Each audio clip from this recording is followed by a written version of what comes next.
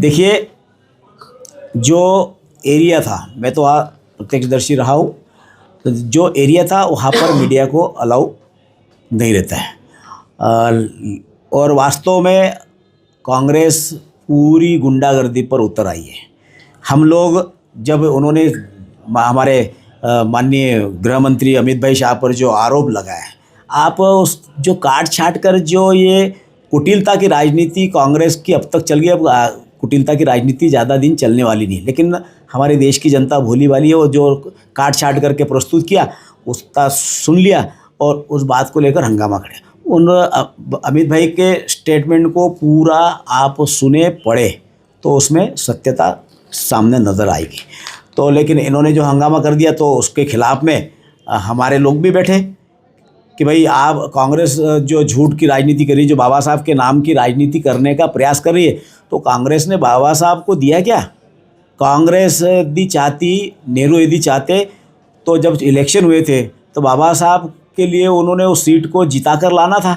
उन्होंने तो हराने के लिए पूरी ताकत लगा दी, और ताकि बाबा साहब अम्बेडकर जैसा ज्ञानी व्यक्ति यदि सदन में आएगा तो इनकी एक तरफा दादागिरी चलने नहीं देंगे।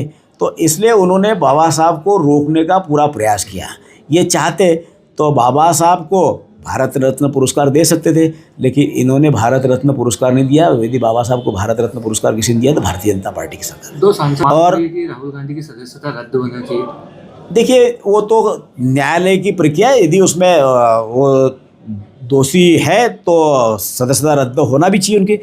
तो मैं यही कहना चाह रहा था कि जब हम लोग वहाँ पर बैठे थे नीचे धरने पर, कि कांग्रेस और गांधी परिवार ने जो आज तक ये झूठ फैला के रखा है, और बाबा साहब का वास्तव में अपमान यदि किसी ने किया है तो कांग्रेस ने किया है, नेहरू खानदान ने किया है, गांधी खानदान ने किया है। हम लोग बैठे थे, भाई आप यदि आप सदन में जाना है तो सदन में जाने के लिए तो दोनों साइड से रास्ते, तो वहाँ से जाना चाहिए। हमारी महिला सांसद बैठी है, हम सब लोग बैठे हैं, और आप आओ कि नहीं हम यहीं से जाएंगे, तो इतनी तो दादागिरी इस देश के अंदर करने का किसी को अधिकार नहीं है।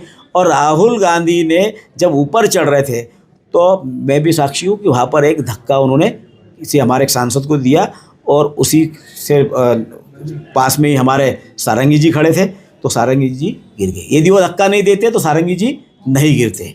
तो वीडियो उन्होंने जो सब दिखा रहे, तो वीडियो वहाँ हो गए तो निश्चित रूप से वो वहाँ पर जांच हो रही है, और जांच में सारी चीज़ें सामने आएगी।